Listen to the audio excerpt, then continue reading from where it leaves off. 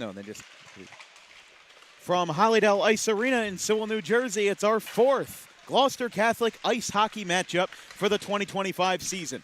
We bring you an ice matchup in the Gordon Conference between the Don Bosco Ironmen and the Gloucester Catholic Rams. I'm Dan Wilkins. I'm joined by David Cohen on the call today. And, well, David, this is going to be an interesting game for the sake of we don't really know with all Gloucester Catholic's transfers how this game is going to go. The last time these two played, January of 2024, Don Bosco creamed the Rams, 10-0 final in favor of the Ironmen. This is going to be an interesting game and certainly one where Don Bosco, number 3 in the state, according to NJ.com, they are going to be a tough match for GC. Yeah, GC's off to a rough start, to put it blunt. They're 1-3. And it doesn't get any easier today with Don Bosco, a powerhouse in New Jersey hockey. And for Gloucester Catholic, they got to fix some things. They've been good on the face-off circles, but their defense has struggled. They gave up 8 goals in their last game to Seton Hall Prep. They gave 7 when we were here against Princeton Day, and 6 of those came in the final 8 minutes of the hockey game, and they need to change it quickly. Well, I'll tell you, warm-ups, Don Bosco looks electric. They've got some sharpshooters, and, well, they've got a very good goalkeeper as well in number 1 being Alex Annunziato. He is one of my favorite goalkeepers to watch here in New Jersey. And, well, again, Don Bosco, there's a reason why they're number 3, top 10 in the state as of today with NJ.com. They beat St. Joe's Montvale, which was a great team in the Gordon National last season. They beat them 2-1. Their only loss was to St. Augustine, but they've won their last 2. 3-2 over Princeton Day and 2-1 over St. Augustine. But even though they only beat Princeton Day by 1 goal, I wouldn't say that it's going to be a head-to-head matchup you can count on, because Don Bosco has won the last 2 matchups versus Gloucester Catholic head-to-head, and they haven't lost to the Rams since 2022 when the late Matthew Gaudreau was the head coach. But I do think what's exciting for Gloucester Catholic today, I'm excited to see how Richie Geiser works versus this fast-paced Don Bosco offense. They're going to be a team that's going to attack the net very hard, very early. And Geiser is a goalie that is capable of making a lot of saves. He's somebody that had an 88% save percentage last year. He has improved on that in his junior year, or his senior year rather, and he has been somebody that's had a lot of impressive saves, you know, off the padding, into the glove. He's been somebody that's been really, really exciting to watch. So if Don Bosco has their wits about him, they might touch Geiser a couple times. But other than that, I think GC's going to be in for a tough ride tonight, going into one of the toughest games of the year versus Don Bosco. Agreed with you. This is not going to be an easy test. You mentioned Geiser. He's been good in the early going, but he needs help from his defensemen. It's not easy when you have 2-on-0s, 2-on-1s. Geiser has been battle-tested this year.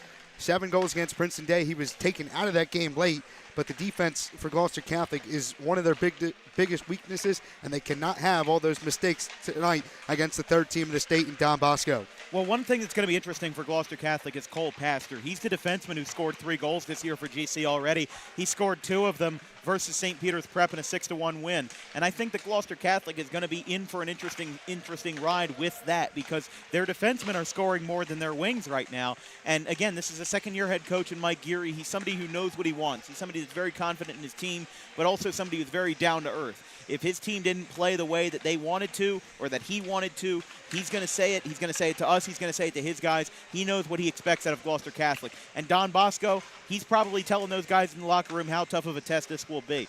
And, well, they've got them for back-to-back as well. Not back-to-back in the sense of they're playing back-to-back days, but Gloucester Catholic's next opponent is Don Bosco today and the 28th when they go up to Ramsey for that next game versus the Ironmen. However, even though that's back-to-back, those are 11 days apart. So for Don Bosco, they have 3 games between the GC matchups. They have Notre Dame of Connecticut, Boston College High of Massachusetts, and Bergen Catholic on the 23rd before they play the Rams. So when these two play again in 11 days' time in Ramsey, it's going to be interesting to see how these two match up, with Don Bosco having 3 more games under their belt when they meet again.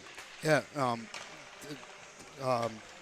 Don Bosco, they're playing a national schedule. Basically, they're going those 2 games against Notre Dame of Connecticut and Boston College are up at Sacred Heart University in Connecticut, and they're going to be a little tired probably coming into that next game against Gloucester Catholic. But I think they're so good that they'll be ready to go, and they want to win this one badly before they head to a big tournament up in Connecticut. It'll be interesting, David, and, well, we'll cut to break in just a moment. We've got 3 minutes left on the warm-up clock. Don Bosco and Gloucester Catholic almost ready to go here from the Hollydale Ice Arena. I'm Dan Wilkins, joined by David Cohen. Emmett Canary of Gloucester Catholic is on the production this afternoon on a decently chilly Wednesday afternoon outside, but even chillier indoors. We'll be right back.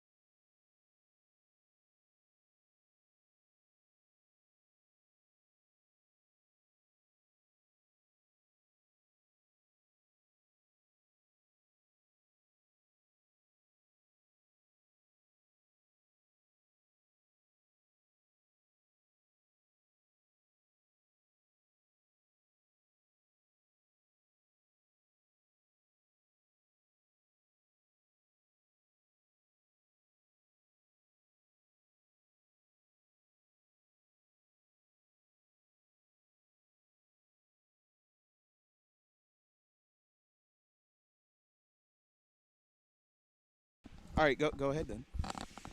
Well, a bit of a change of plans. We were going to have lineups. We were going to have an anthem, but we are in face-off mode.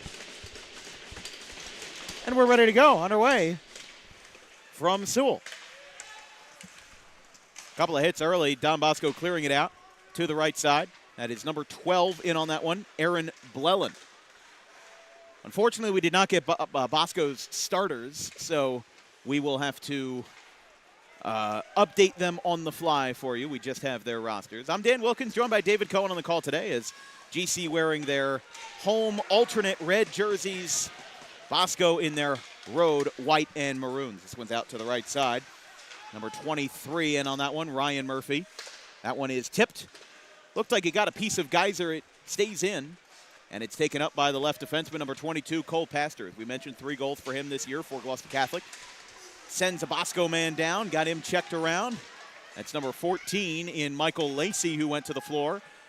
No offsides there. Referee briefly put his hand up. Bosco, as we said, they are madmen in terms of how quickly they're skating on the ice so far, as this one gets kicked around a little bit.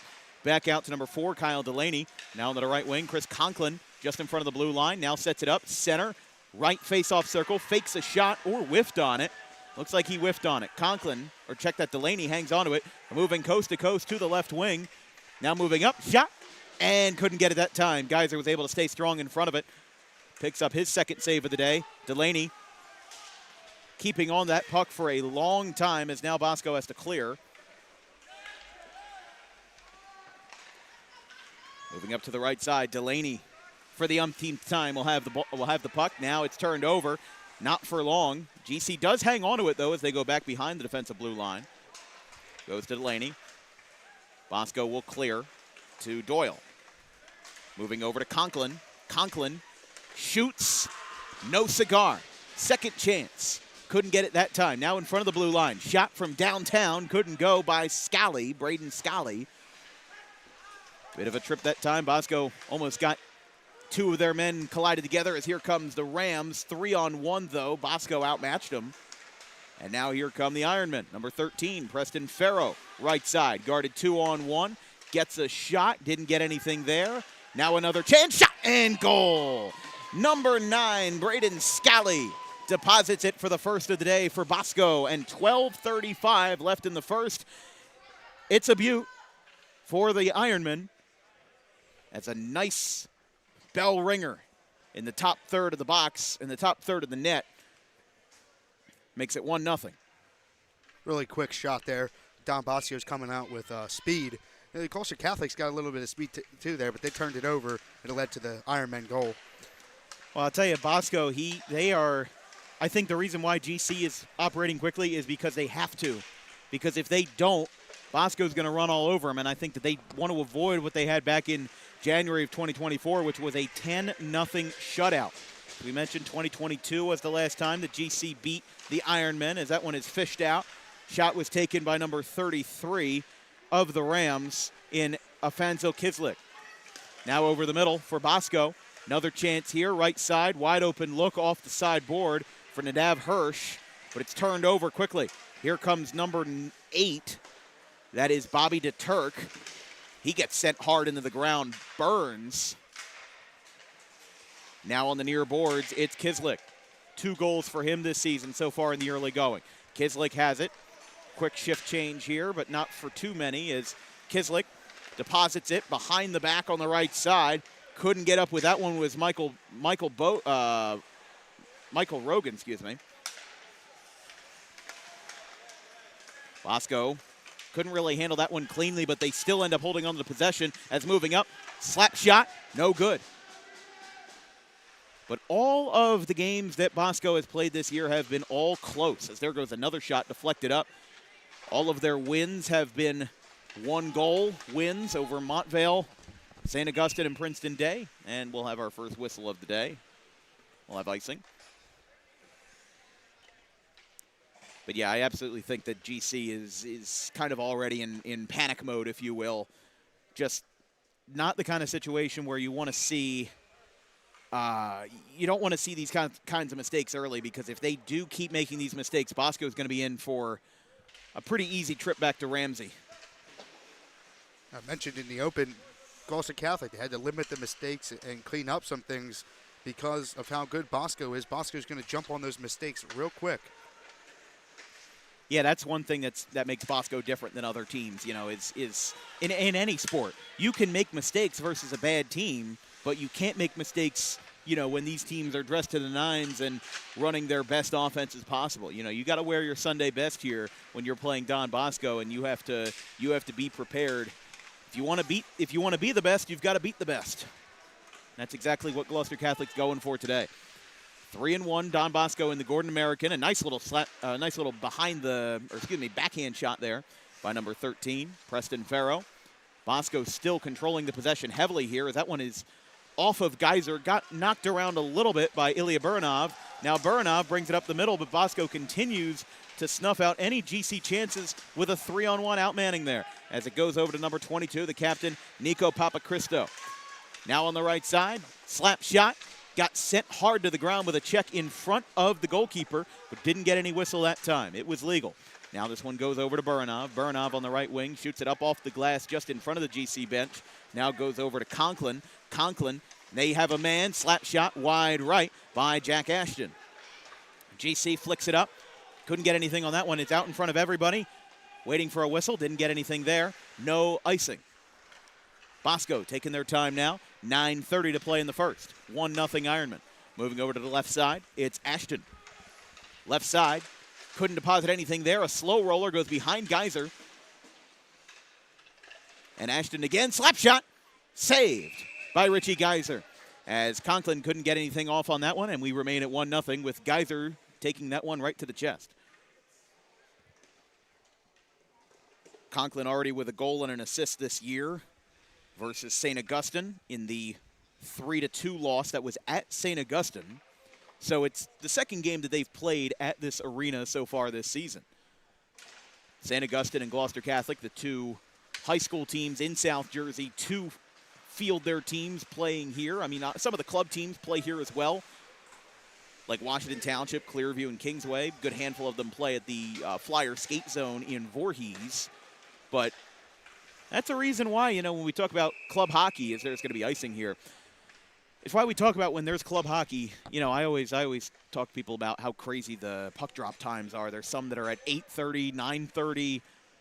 Obviously, one of our main hockey guys, Vince, played for Cherry Hill East in the SHISL, and they would have puck drop times as late as 9:30. And I was like, how do you do it? And that's just like, listen, there's not that many arenas around in South or Central Jersey for ice hockey. As there's a nice shot from the right wing just in front of the Ironman bench. Trying to fish that one out was Annunziato, who has a 90.9% save percentage this year, and right now in a bit of a holding pattern with 3 icing calls back to back to back. Yeah, Gloucester Catholic's got to take advantage of these icings. It's in their zone, got to win a face-off, maybe get a quick shot off and try to tie this game up. The best thing that Gloucester Catholic can do is get a shot off as quickly as possible. It's kind of like your old catch and shoot in basketball. You have the advantage. Don Bosco's now had 2 icings right in GC's zone, and with how good at GC is of winning those face-offs, just send somebody to the middle wing, get a shot off as quickly as you can in front of Annunziata right there. Yeah. Again, they just tried to rattle it out of the face-off circle as quickly as possible as a quick turnover. GC does not hold on to it cleanly, though, as Niederman couldn't come up with that one. Moving quickly, Farrow, right side, shot up off the crossbar. It hits the net and out of play. Great shot there by Preston Farrow, but no cigar. One thing I would like to see more from the Rams, we see it a lot in the NHL, is trying to get bodies in front of the net, try to blind that goalie, maybe get a deflection or something. It's not as easy as said, but try to blind that goalie, maybe something hits. Yeah, I mean, crashing the net is something that GC has struggled with this year because that's one of the easiest ways to get goals. Obstruct the view of the goalkeeper, put as many men in front of it as you can, and try to sneak a shot through. It's not, I shouldn't say it's one of the easiest ways, it's one of the most common ways, let's just say. And right now, GC, they're having a little bit of success with winning those face-offs, but right now, we got a slap shot, and how about that for Annunziato? Well, we mentioned nice little glove save there. We mentioned in the open that Gloucester Catholic, one of their biggest strengths was winning those face-offs, but the other parts of the game haven't really come yet so far this season. Just hasn't been as successful. And, they're 1-3. It's a long season ahead, but last year they only played 12 matches. They were 3-9 in Mike Geary's first year as this one glides down the ice and into the glove of Richie Geyser. But, hello. We've got a little back and forth talking there between Jack Ashton and Cole Pastor. No penalty, just, considering what we've seen in ice hockey this year, I mean, it's rather tame. Going to get a face-off violation here.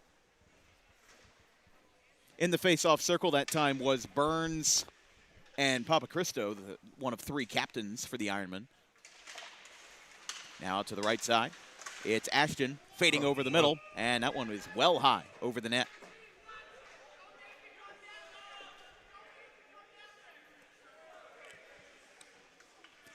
.809 left in the first period here at Hollydale Ice Arena. I'm Dan Wilkins, joined by David Cohen of Rowan University on the call, and Emmett Canary of Gloucester Catholic High School on the production. Ironman lost his stick. That's Papacristo. His stick is on the right side. He'll get a new one from the bench, or actually he's not going to get a new one at all. He's going to go to the bench, and they'll sub him out. They'll try to pick up that loose stick as a floating puck landed right at the feet of Geyser. He's able to pick it up. Bosco trying to rush there after GC made a mistake, didn't field it cleanly. Now it's over to the left wing. Moving in is Buranov. Couldn't get a shot off there. Bosco continues to dominate the possession time here. Shot on the right side. Gets blocked by Pastor. Moving in here. No luck from Conklin, who was looking for his second goal of the year. Now on the left side, it is Buranov. Shot saved by Annunziano. I like that shot attempt. It seems like in the early going, and I don't want to sound like I'm bashing GC, but they're trying to make like one or two extra passes. Just get some shots on goal, and maybe something goes in. Riff returns the stick to the Bosco sideline. And we'll get ready to go with 7:16 left in the first period. Here from Hollydale Ice Arena in the NHL rink. There are 2 rinks here at this Hollydale Arena. The other one is which I believe St. Augustine plays on as well. Here comes GC. Puck gets deflected by Lacey. Now over to Niederman. Check that, Rogan. Knocked down. Bosco gets a check. Another check after the puck comes out, and now it goes back with a backhand shovel moving ahead of the line as Niederman couldn't get anything there, and now Bosco's got some free range. Just 2 defenders, gets a shove from the back, has a chance for a shot, and Geyser saves it as a convoluted shot by J.P. Kushner falls short, and we'll have another save. That is 6 on the day for Richie Geyser so far. This broadcast is brought to you by Harper Driving School. Over 90% of students who take their New Jersey State driving test with Harper pass on the first attempt. Book an appointment today at Suite 4 of the Total Turf Complex in Pittman at 614 Lambs Road, just minutes from Route 55. After the face-off, gets sandwiched in the boards. Peyton Murphy from Cole Pastor, as this is a shot deflected out on the right arm of Geyser. It's now picked up by number 20, Andrew Gudzinski, one of the captains who did not start today. The starters were Geyser, Kislik, Pastor, Niederman, Burns, and Roman Matzkin.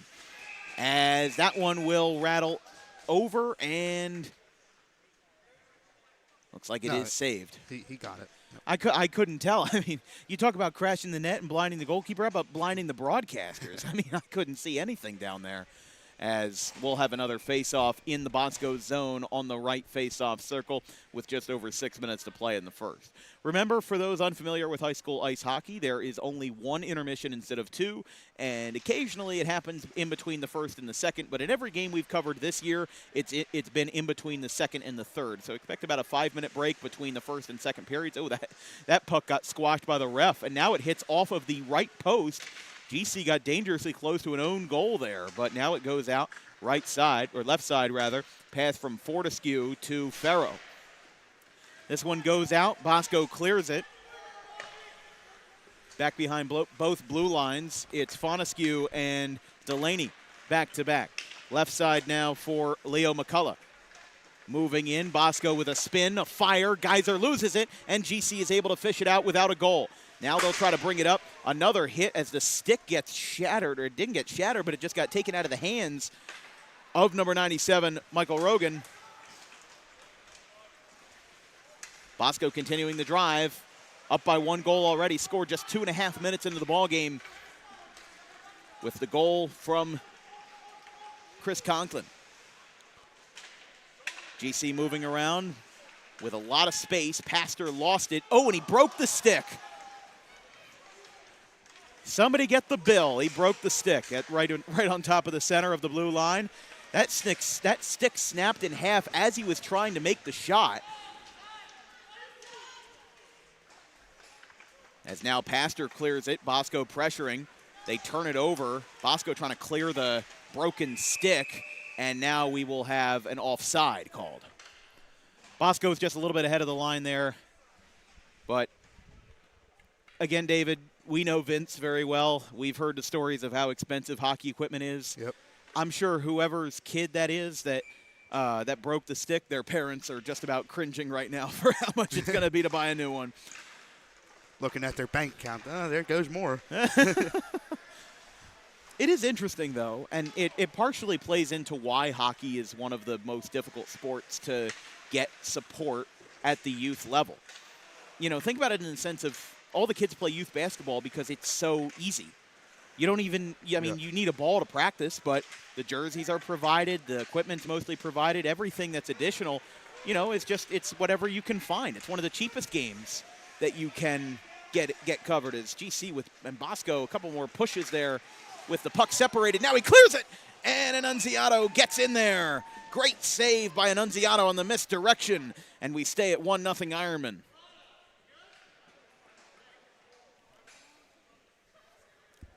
Well, I'll tell you, I do see some St. Augustine Hermits in the crowd tonight. They do play Gloucester Catholic on the 30th of December. It'll be interesting if they're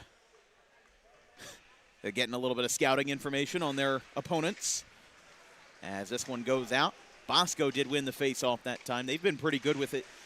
We were talking about GC's historical success with winning the face-offs, but Bosco has definitely been the better team with that. This game specifically as Conklin gets the ball out. Line drive shot. Didn't go to Geyser. Gets ripped away from Papachristo, Nico Papachristo, the captain. That shot wraps around the outer boards. On the right side, GC will pick it up. Bosco gets a turnover. This one's a liner off the bottom of the boards just beneath the glass. Now over to the middle. Bosco back turn to the goal for 19. Jack Ashton now turning around, backhand. Didn't go from Nico Papachristo. Now on the left wing, Bosco taking their time. 3 minutes to play in the first period. Again, Bosco has just been dominant, which is much the more reason why GC needs to stay adamant to get as many shots off as they can when they have possession. Bosco and Annunziato telling his men to go, and there's a reason why. They had an open shot, deflected off the right elbow and right upper arm of Geyser. Now it's back behind center ice, taken by Ashton. Off the bottom of Geyser, he now fishes it in with his stick and puts it in his glove for the save. Richie Geyser has been standing tall so far in this game. He's been pummeled with shots in the early going, but he's standing tall. Besides the one goal, he's looked very good. Yeah, Geyser has looked very good. And again, you know, high school ice hockey is going to have, with these goalkeepers, a much lower save percentage than NHL goalies because there's less shots taken. It's a higher scoring game. Oh no, Geyser got that one in as he fumbled with it, couldn't field it cleanly, and Bosco has a second goal. 2-0 Ironmen. I think that goal was scored by number 16, Jack Foy. As well, you can't really describe it any other way. Geyser had it, got flicked up, and now Bosco's got a second goal in the first period thanks to that from Geyser. Had a feeling something was going to find its way to the goal eventually.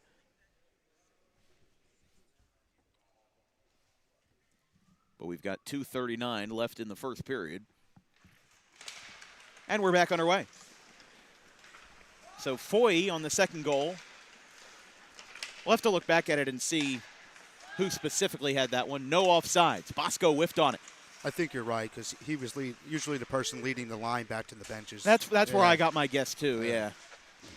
it's just so hard to tell with, again, I think if you're a hockey aficionado, you could tell that I am not a hockey expert, as Geyser deflected that one up.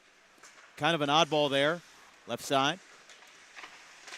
Geyser is able to save it, get it on the glove, and Geyser falls over. And they'll have to separate the folks. We got some jerseys tugging there. That's number 13, Preston Farrow, and Jack Foy, as GC is continuing to have some pleasantries, as you will. I mean, it's expected.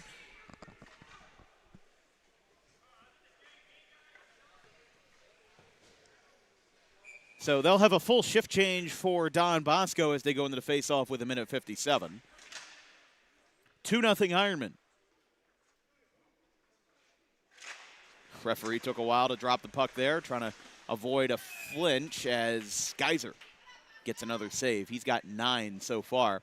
But again, I mean, I don't think that what Bosco's doing here in this first period is really all of Richie Geyser's fault. That second goal, you could probably attribute it to him, but something was going to go in there anyway. Bosco was charging the net so hard that one of their attempts was going to go. As we've got another save, Geyser has had his head on a swivel all night, and he has had a pummeling in the first period of shots here by the Ironmen from everybody.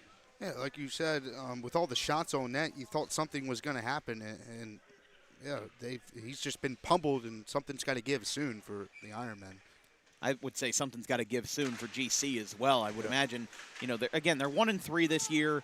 They were 3-9 last year, and, again, it's an improvement from what they had before, but, GC used to be one of the best teams around South Jersey or all around New Jersey, when the Gaudreaus were coaching, and obviously with Geary's era here kind of being thrusted forward, it is going to take time to adjust. And GC, they have the transfers, they have the guys that can make this happen, but I think that they're going to get better in January. I think that there's just going to be some variables that GC is working on here early in the season that just aren't falling right now. But again, how much can you attribute to this, the fact that Gloucester Catholic is 1-3 and Don Bosco's 3-1 and the number 3 team in the state, according to NJ.com? You can't really.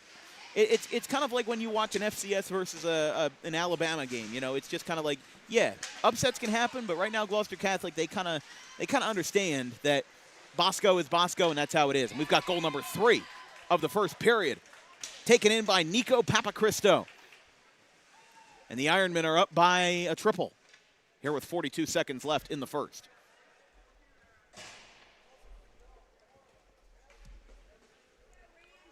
Nice play there, just coast to coast, and went right in on Geyser and scored. Makes it 3-0 Don Bosco.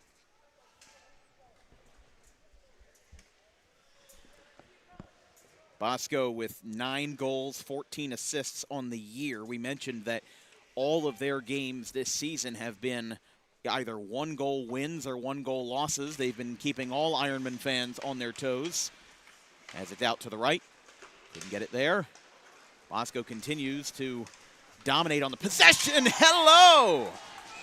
And we're going to get a penalty here because he didn't have the puck. It's going to be an illegal hit.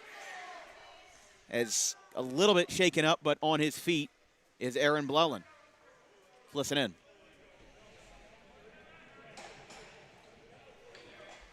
That's going to be a penalty against Gloucester Catholic. It's going to be against number 23 in Afanzel Kislik. Number 33. My apologies. That would be, but it still is Afanzel Kislik. My apologies. So that will be a power play for Bosco. And that will bring us into the end of the first period and into the start of the second with that power play. See if they, I was going to say if they put it in for 2 or 5, but it is just 2. So a 2-minute minor against Kislik. Gloucester Catholic really hadn't been hitting all that hard this season.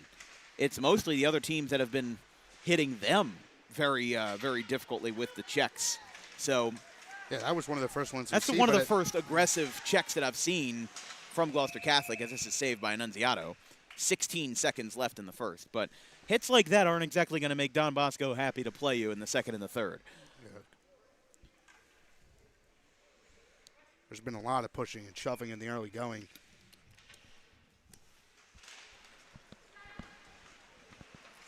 Moving down to the winding seconds of the first period, as this one's checked off of deflected off of the boards in front of the scorer's table. Nunziato looks for it. Again, Bosco with a power play for the next minute and 30 going into the second period. And Bosco will have the last touch as another shove from the back at the end of the first. It was right in front of the ref. They don't call it.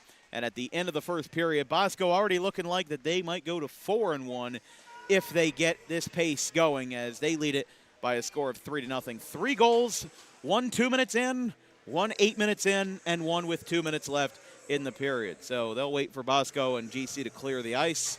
We will see if this is your regular 5-minute intermission or your 15, as, again, it will depend on the Zamboni door is not open, so I assume this is the same as it was before, where we'll just have a 5-minute intermission. So at the end of the first, Bosco and GC clear, and a little bit of fireworks at the end of the period. It's 3-0 Ironmen after 1.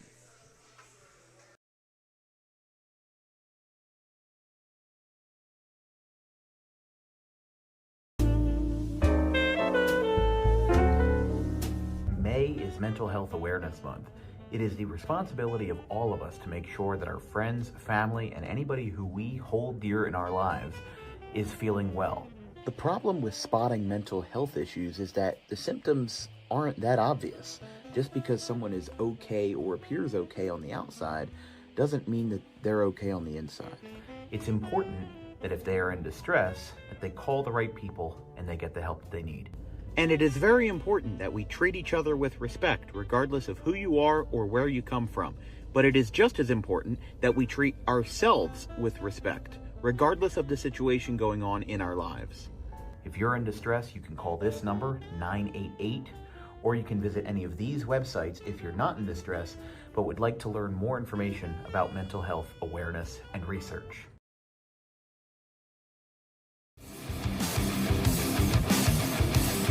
Book Dog Pro Wrestling for your next event or outing for the greatest action that New Jersey Pro Wrestling has to offer. Any place, any time, any setting, Dog Pro Wrestling will bring the action to you, and you won't want to miss it for moments like this.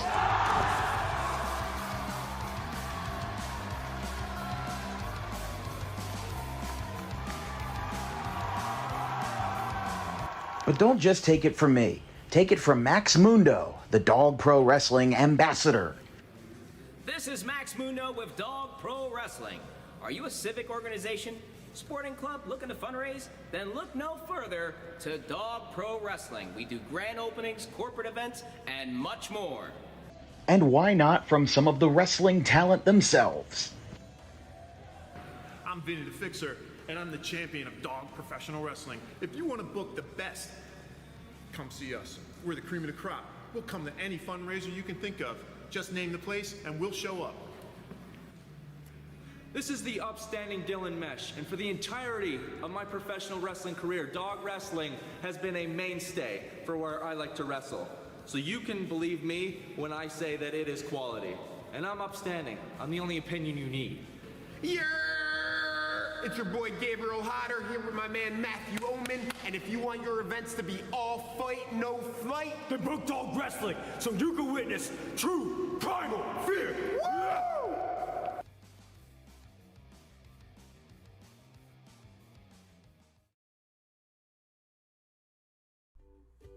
In life, the road ahead is full of possibilities, but to navigate it safely, you need the right skills. Harper Driving School is the premier driving school serving Gloucester, Salem, and Camden counties.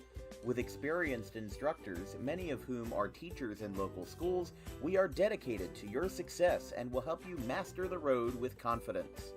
With an over 95% success rate of students passing their road test on their first try, you know your student will be in good hands while embarking on a huge step of their young adult lives, all while avoiding the lines at the DMV and getting insurance discounts. We chose Harper, and so should you.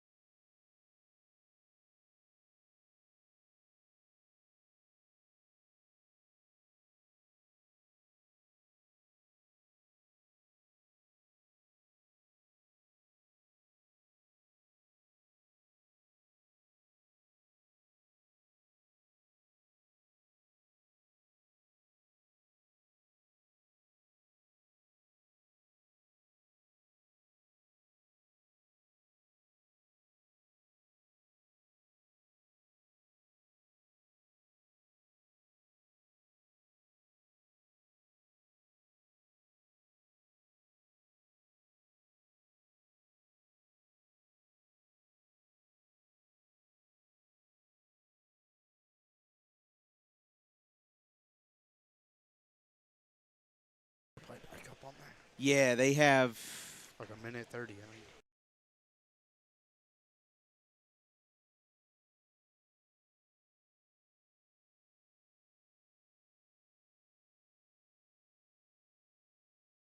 All right, go ahead. Welcome back. Second period ready to go here from Hollydale Ice Arena. I'm Dan Wilkins, joined by David Cohen on the call, Emmett Canary on the production. If you'd like to make a contribution to Dan Wilkins Broadcasting, you can send us anything you'd like on our Venmo at DW Broadcasting. No spaces, no hyphens. All of us are, I mean, Emmett's a high school student, but David and I were college students at either Rowan University or Rowan College of South Jersey. So it would be incredibly appreciated if you'd like to make a contribution to help with travel costs, equipment expenses, and much more. We appreciate all of your support for our coverage of athletics in South and Central Jersey. As Gloucester Catholic will get ready for this short-handed start to the second period. They'll be down a man for the first minute and 30 seconds, but GC already starting to move it up the ice as Annunziato deflects it over to the right side. Don Bosco scored 3 times in the first period. First goal by Chris Conklin, second by Jack Foy, and the third by Nico Papachristou.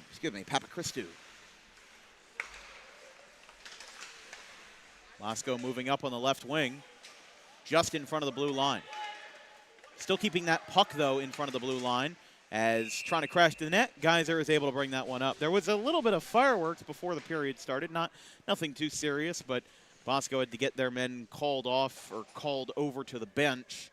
As in ice hockey, there's always going to be more chirping than any other sport, but we're seeing it more so today. And I'll tell you, well, Bosco is going to have a resume to back it up, if you will. I mean, they were one of the top teams in the Gordon American, and again, the National is the smaller division of the two in the Gordon Conference. Bosco went 15-7-1 last year, started off the year with a 7-0 run that hits off the face mask, and they'll have to blow the whistle dead as Geyser's mask came loose. It deflected off of the cage of his mask, and it popped off.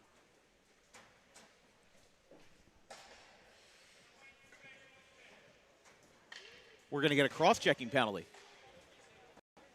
So it's going to be 5-on-3 for GC now, as they will call a cross-check on 22, Cole Pastor. And we'll have about 40 seconds. They're bringing Niederman out. No, it's still going to be 5-on-3, though, for about 40 seconds.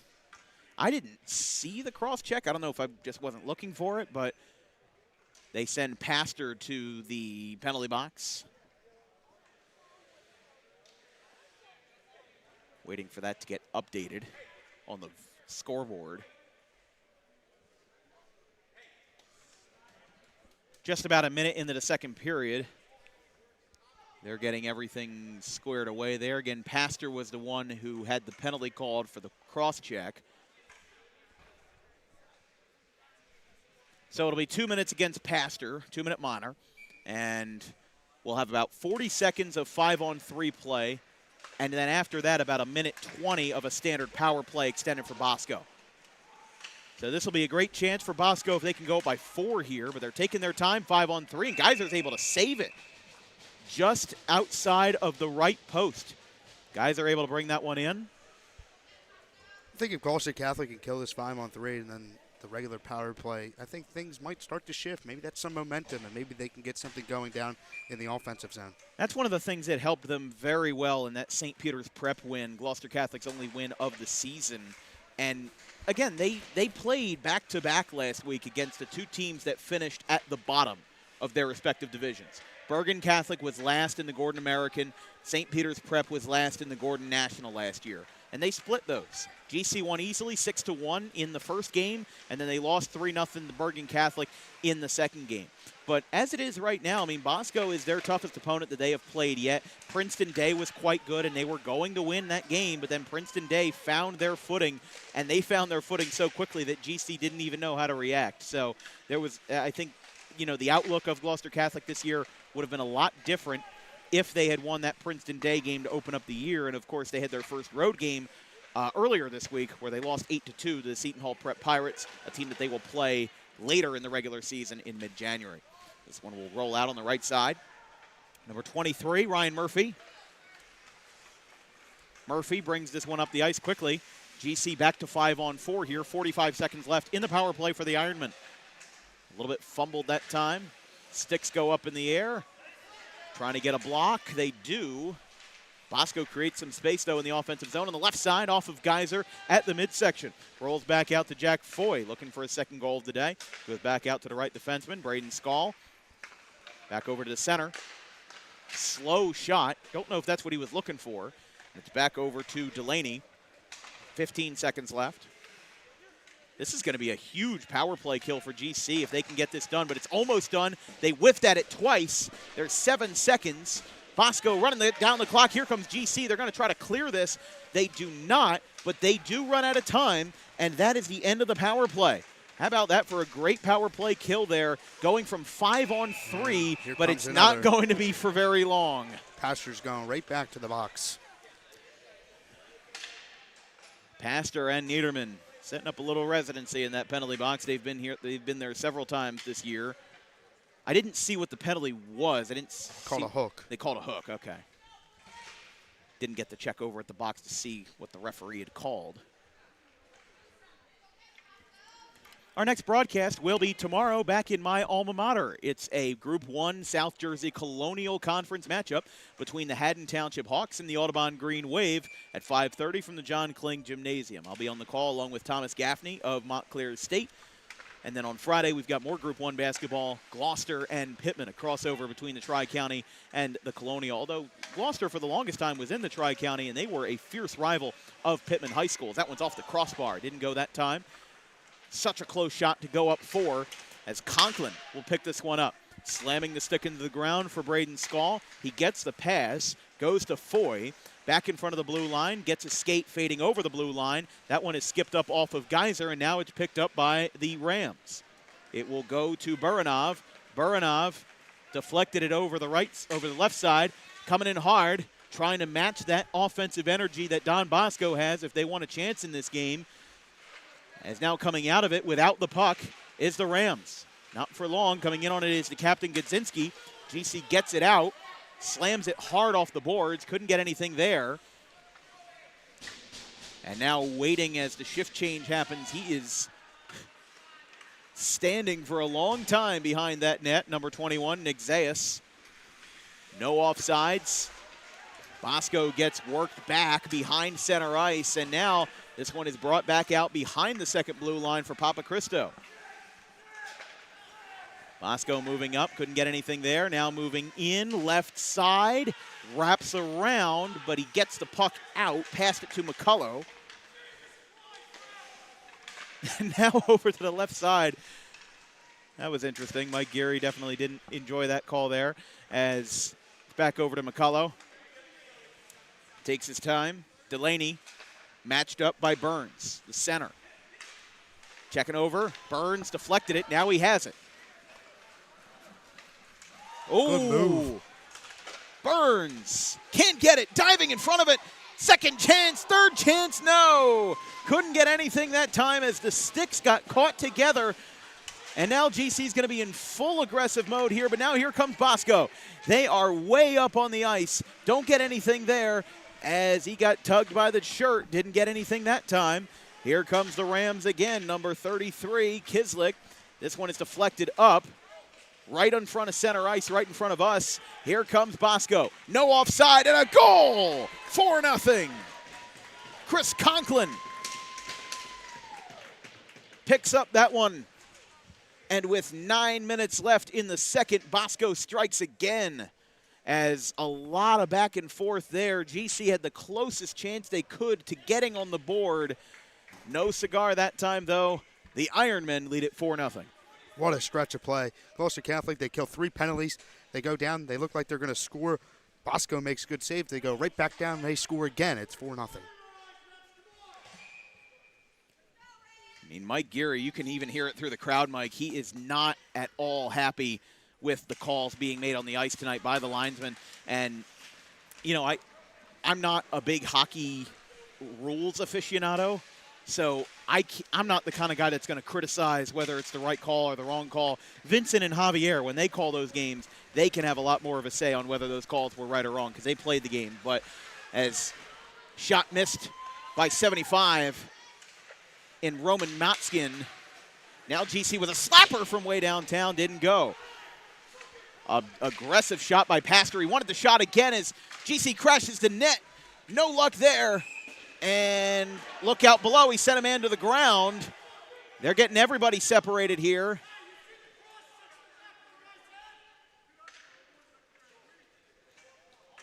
Just so many things going on here. As going to the ground after that play was Michael Lacey.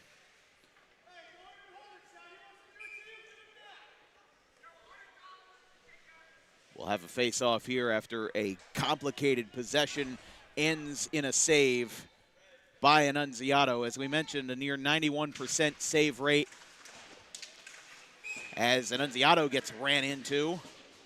Another save. But again, Bosco and GC are going to continue to go at it here. Just a lot of aggressiveness on both sides. And I'm sure GC is frustrated that they're down.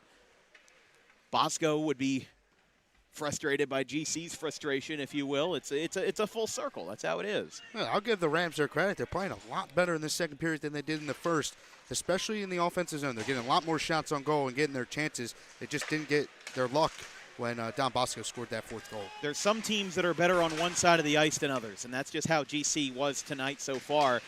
You know, when Geyser was on the other side, just didn't have the same eyesight, didn't have the same looks, as another shot by Bosco didn't go. But the teams that can play on every single inch of the ice and can do it well, they're the ones that are going to be the best of the best winning programs. And again, GC, you know, being a partner of GC, it's our duty to, you know, to find the positives out of a game like this where it's 4-0 and things really aren't going their way, as Annunziato is going to get the glove save. But as it is, again, number 3 team in the state. These two are in different divisions of the same conference. Bosco is one of the best that you can have. And when the last time these two teams played, it was 10-0 in favor of the Ironmen.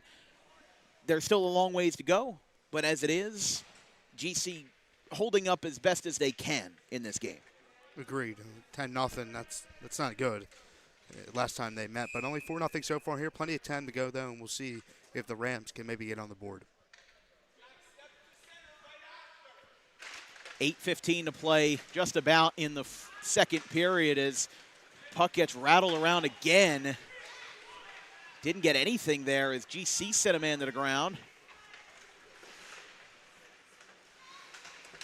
Checked into the bench. Here comes the Ironman. Geyser standing, tries to get a slap. Oh no! Geyser got pile driven, and now we're going to have shoving. Here we go. Bosco and GC, they sent a man to the ground. They've got everybody going up here. Referee's trying to separate, and Richie Geyser got absolutely slammed as they tried to stop the rush. Geyser got the save, but a whole lot of mess after that as there's still a Bosco player on the ground. They get everybody up, but that was one of the bigger hits you'll see on a goalkeeper in a while.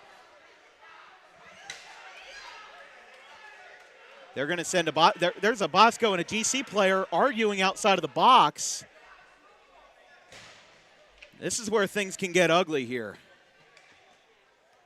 That was number 20 for GC, Andrew Godzinski, and number 21, Nick Zayas. They're sending one man each to the box. You'd see Bosco's coach going out there trying to have a word with the referee. That's Greg Toscos. I'm sure both of these coaches not thrilled, but Richie Geyser got ran over, and they're going to have to settle this, and they're going to have to find a way to work it out here. Like you said, we're not hockey officials. We're not too familiar with the game. We never played it. But I thought a lot more would come out of that. Geyser got pummeled after the whistle, and then GC threw a guy down. But it looks like we're just going to have 4-on-4, maybe 2 roughing penalties here for both sides. Yeah, I mean, it's different. A roughing penalty is different than a fighting penalty where, you know, it comes down to the intent. How late was it after the whistle? You know, was it a reaction to something, or was it just, you know, 2 guys going together? there's a lot that goes into it, and the linesmen are explaining now the decision to Greg Toscos, Bosco's head coach.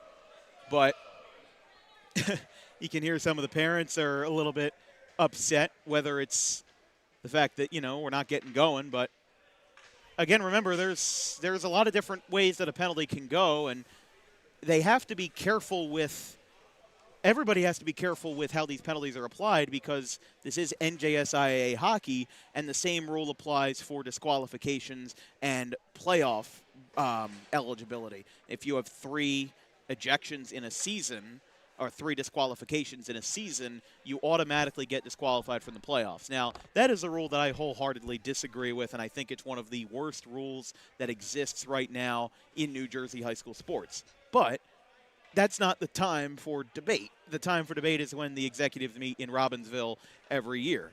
The way it is, though, is that they just have to decide that that's how it is, and they call it a 2-minute roughing penalty for both teams, and we're going to have, looks like 4-on-4 here for the next 2 minutes. We've got 7:47 left in the second period. Bosco leads 4-0, and this could be a precursor to something else, if you will, with how these two teams are playing.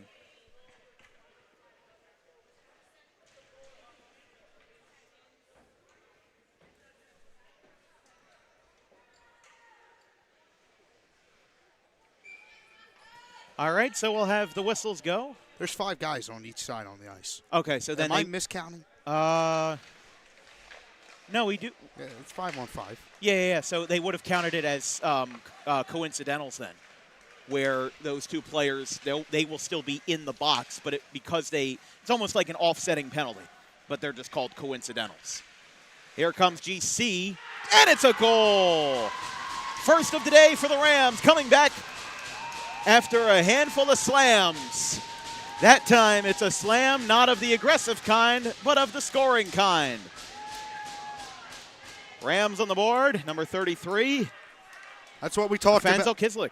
Sorry. Third goal of the year. That's what we talked about. They're good on the face-offs. They won the face-off in their own zone. They go coast to coast, and they're finally on the board here halfway through the second period. Gloucester Catholic down now 3 goals, 4-1. But, again, with no power play, there was no advantage there. Everybody with equal strength is now continuing to get together there. Again, this is something that could continue to escalate.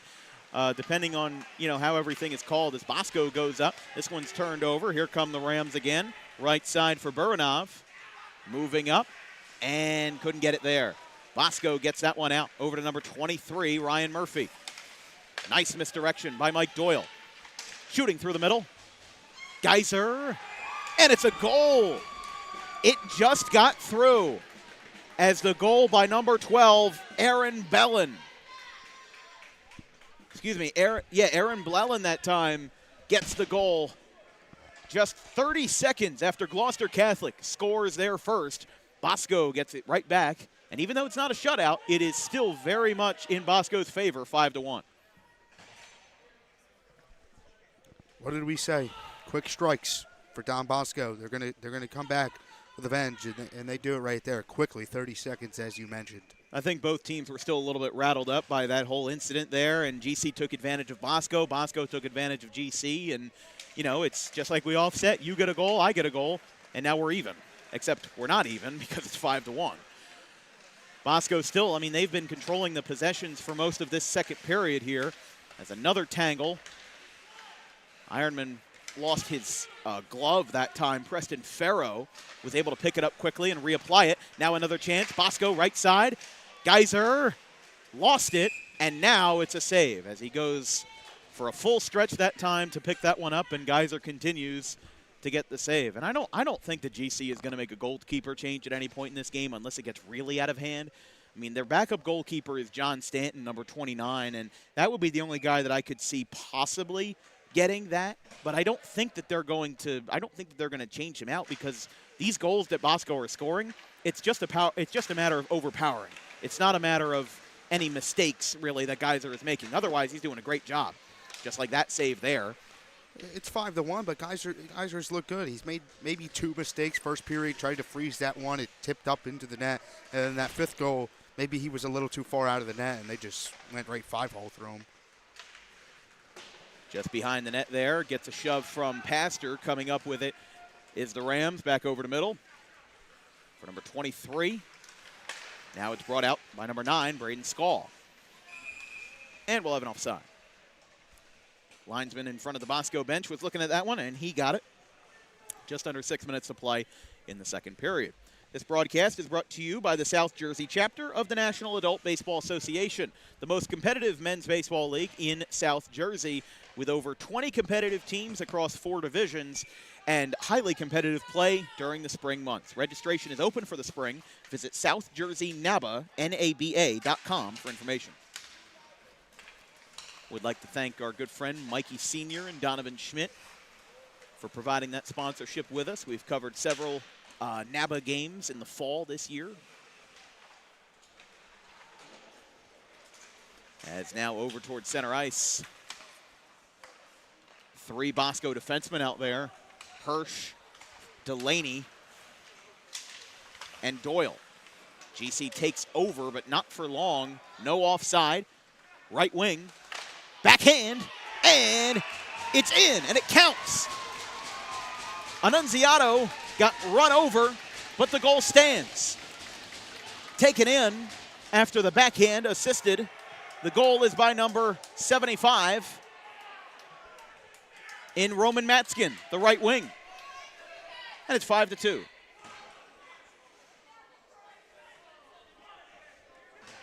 So a 3-goal game. It's now 5-2, and Gloucester Catholic gets one back. I think that's a big goal for Gloucester Catholic. We saw in the game against Princeton Day, they were down 3 in the third period, and they came back. I think 3, you have a chance to come back and get in that 4-5 range. It's tough to come back in a single period. Well, Princeton Day, that game, I almost want to chalk that one up to a 1 in a million circumstance because, I mean, they scored an entire hat trick in 4 minutes and had 6 goals to win that game 7-5. It certainly was. I mean, again, Princeton Day ended last year as the number 6 team in New Jersey. As now back behind the boards there, gets a check right in front of the Zamboni window. Another check there. Puck is loose. Picking it up is number 8, DeTurk. He goes to the ground, trying to wrap this one around. GC takes over a check from behind, and now here comes Matskin again. He loses it. Bosco takes over. Ooh, interesting ice there. That didn't seem like that had the ground for icing. It felt like that they were pretty close to it, but I thought it got hit here at the blue line. Yeah, that's what I thought as well, but we will have an icing in the GC offensive zone. 5-2, 7 combined goals in the first 2 periods. Bosco is up 3-0 at the end of the first, and now GC has outscored them. Well, I mean, they haven't really outscored them. 2 goals for each team in the second with just under 4.5 minutes to play. GC gets another shot, blocked right in front of the net with the extended stick of number 24, J.P. Kushner. Ironmen able to get that one out. Moving on the near side. Slap shot from the center, and it's saved by Geyser. Shot by Preston Farrow.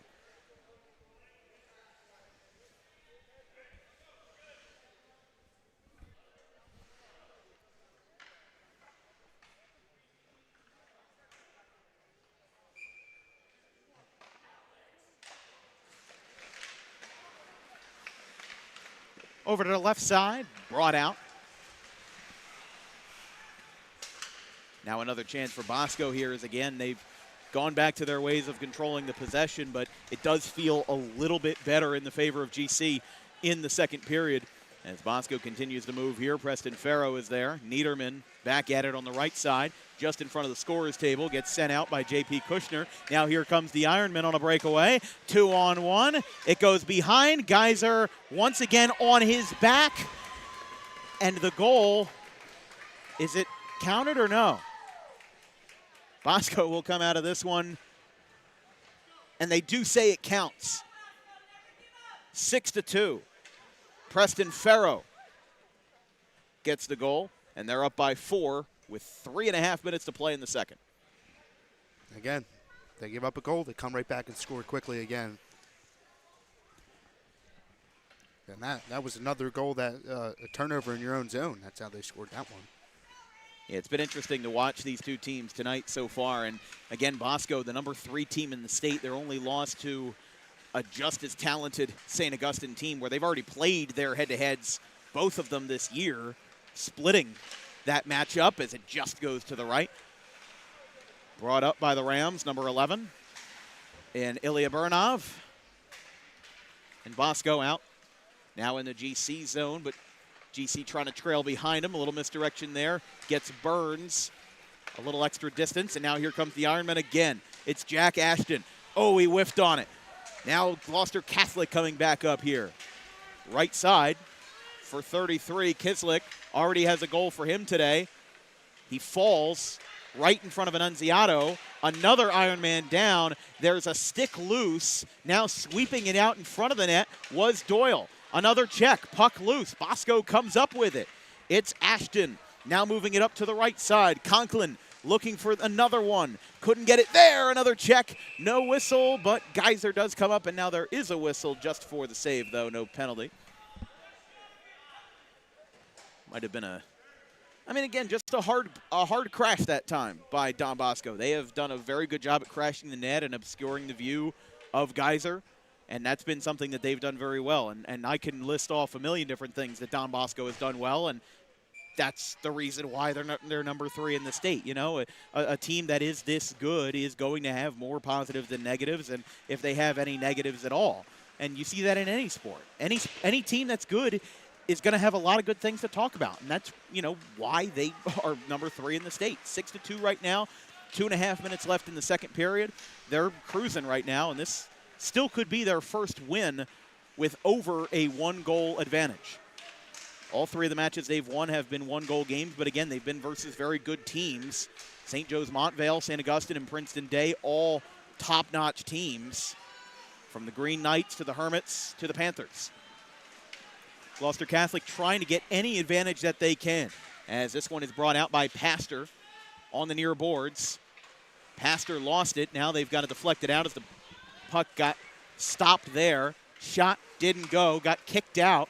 Now here comes the Ironmen again in transition. Just a lot of transitional shots back and forth. Not really a whole lot of waiting, and we'll have an icing call with 1:36 to play in the second period.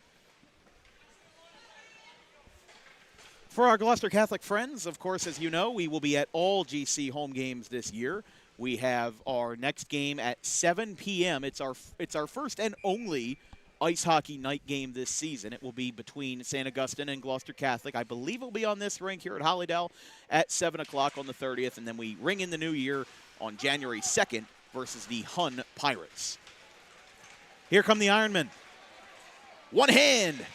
Geyser goes down, and that will be another whistle as Geyser gets driven into, and he is hurt. Gets rolled over there, and now GC's coming to help and defend Geyser. Geyser went down. The shot by Preston Farrow from point-blank range. We remember on that first home game of the year versus Princeton Day, Geyser got hurt in the midst of that comeback by Princeton Day, where they scored 6 goals in the third period. And now Geyser with his hand over the crossbar there. Again, those hits are hard, especially when they're coming at full speed at you. So he'll take some dust off the sweater, and we'll have another face-off here with no penalty, but the only whistle was just because the net got dislodged. Bosco with another chance to try to get it in transition. They've been doing very well on the face-off, and that's been something that was one of the strengths that we talked about for Gloucester Catholic this year. Now the Rams trying to bring this one up. The first goal scorer of the day, Matskin.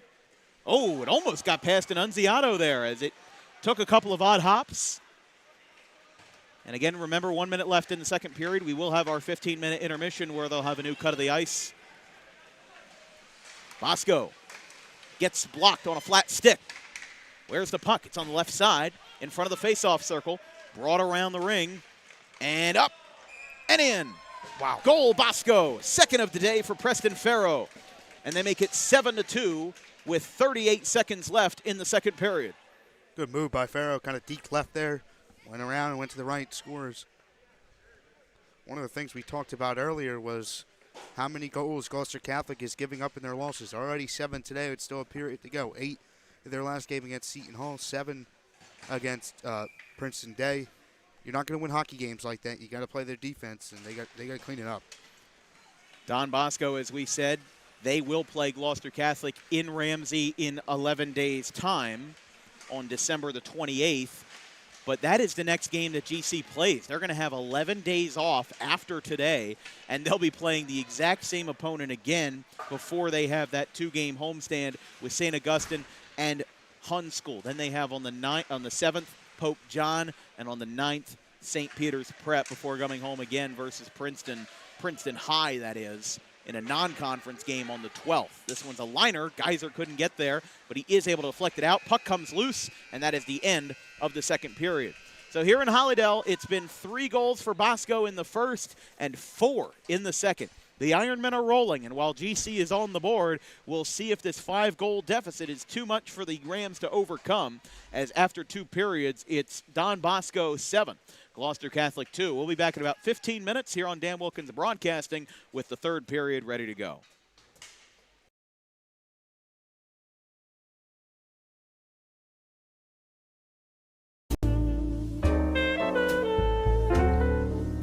May is Mental Health Awareness Month.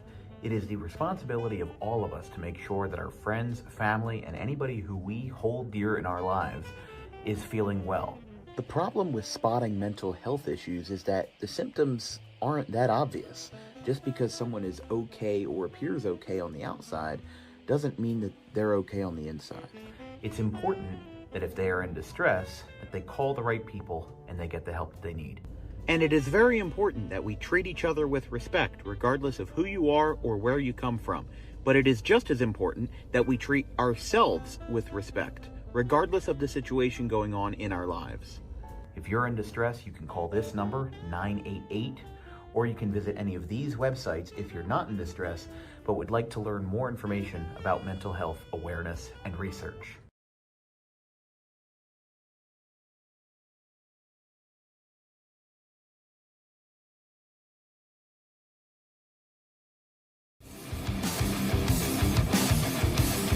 Book Dog Pro Wrestling for your next event or outing for the greatest action that New Jersey Pro Wrestling has to offer. Any place, any time, any setting, Dog Pro Wrestling will bring the action to you, and you won't want to miss it for moments like this.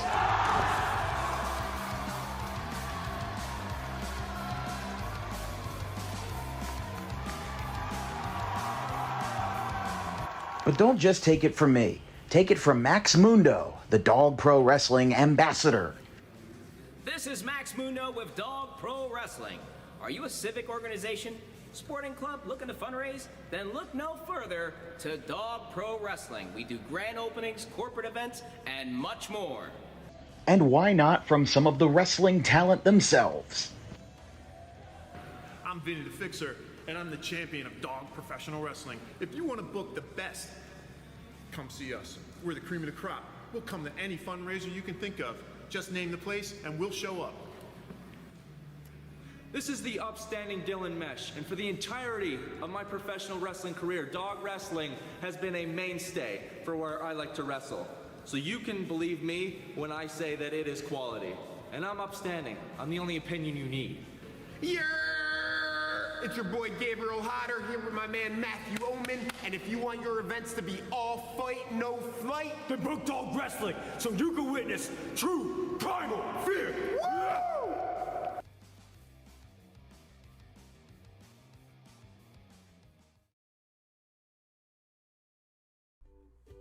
In life, the road ahead is full of possibilities, but to navigate it safely, you need the right skills. Harper Driving School is the premier driving school serving Gloucester, Salem, and Camden counties. With experienced instructors, many of whom are teachers in local schools, we are dedicated to your success and will help you master the road with confidence. With an over 95% success rate of students passing their road test on their first try, you know your student will be in good hands while embarking on a huge step of their young adult lives, all while avoiding the lines at the DMV and getting insurance discounts. We chose Harper, and so should you.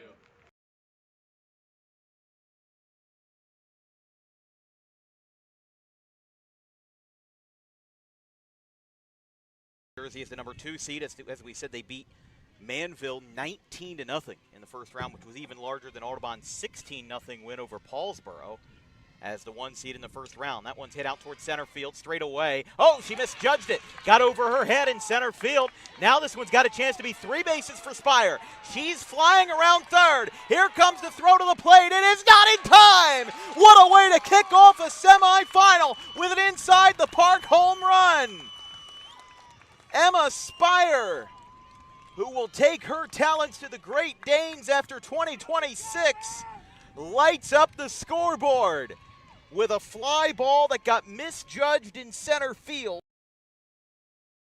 And it gets past everybody. Graham will go back to position with no goal scored. They'll count down the time out loud here. Out to the left. One final shot, and it gets through. How about a buzzer beater? How do you do? It's a lead extending goal for Justin Lewis. Ugly to end the day for Luke Pokrovsky. Little pop-up, first base side, he calls for it, and for the first time in 33 years, the Charlotte Cougars will hoist the trophy and face Middlesex on Monday. 4-3, Cougars win it. And in the battle of green and gold, the trophy stays true with the visitors. What a finish. And Shalleck will pack their bags for Middlesex and the Blue Jays when the weekend turns around to Monday. Eppolite, he's, again, one time leaving the bases loaded is frustrating enough. Doing it twice in a row. Oh, how about this? Line drive. He's throwing it around the infield. They're going to throw him out at first. He's out. I have never seen that before. That is a 5-4-3 ground out because the third baseman thought he caught it. The home plate umpire said no, so he threw it around the infield and then got the out at first anyway because the batter thought he was out. The batter stopped. The third baseman thought Everybody he caught stopped. it, and it touched. Doubleheader reached first on an error in the first at bat of game 2. This one's lined into center field. Slider going over. He dives. Did he make the catch? Yes, he did. Ryan Slider makes the catch. Not on a slide, but instead on a dive. 2 away. And Argabright with a full count. Outfielders in communication for the Quakers. Everyone's looking around in a tie game, bottom of the 6th. The 3-2 payoff. Ground ball. It's going to get over the head of Tolbert into left field. That's a base hit. 2-run score. Argabright delivers when asked. 5-3. Alex Argabright has given the Golden Eagles a 5-3 lead in the bottom of the 6th inning.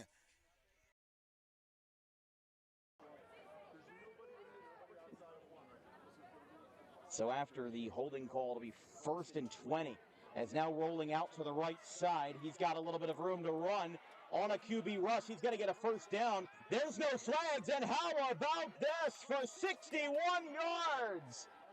Anthony Gaetano with a QB rush that works to perfection. He hugs the sideline, and Anthony Gaetano gets the scoring started for the Red Hawks at 7-6.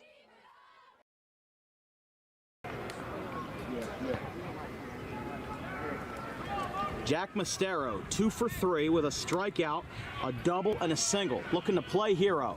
He's going to line this one into right center field, and that's going to drop. That's going to do it if they don't get a throw down. Mostero's going to second, and Danza's coming home. Sectional champions, Gloucester Catholic.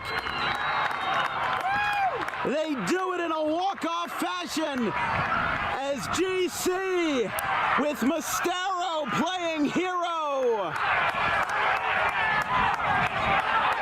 An unbelievable. Literally, they've been here twice, and they're about to score, or on the doorstep of scoring 50 for the second game in a row. Xavier Terry Brown. He is still on his feet. He's being shoved forward into the end zone. But who's got the ball? Look at Jason Solomon. The ball magically appeared in Woodbury's hands, and now they're back at the 50. This one's going back. This one's going to go to the distance. I don't see any flags. Did that just go for 100 yards? I think it did. I do not see any flags as Woodbury. Oh my goodness, Jason Solomon, have a day. He is the first man not named Taylor to score. Oh, man. Wow, that was good. 2 minutes remaining. 4 fouls on St. Joe's. 1 more and it's a bonus, which would greatly help Gloucester Catholic. The moving graveyard! It's a 1-point game just like that! This place is going nuts!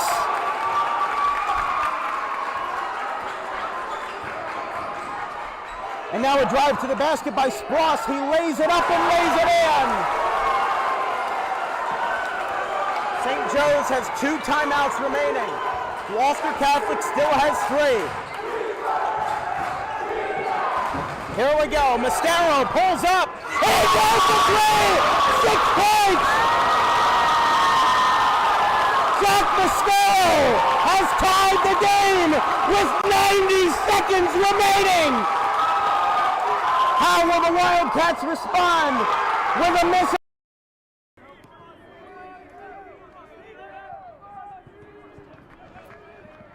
Ryan Nutley, who has 3 RBIs so far, is up on deck as here's a fly ball at the center field, going back to the wall. It is gone! 3-run home run, Steve Schaefer. He rockets one out, and it's 9-2.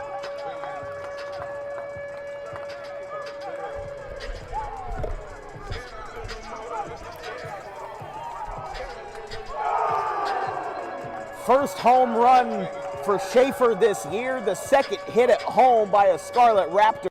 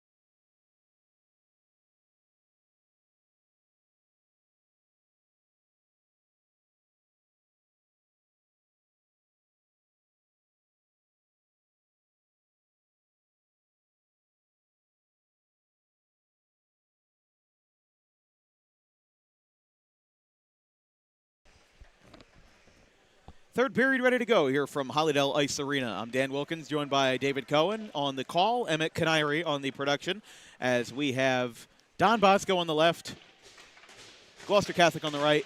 They've got to fix the scoreboard, and we'll be ready to go. Sticks a-clangin' here on this Wednesday evening as we get ready for the holidays on Dan Wilkins Broadcasting. We do have 2 holiday tournaments that we'll be covering for basketball this year.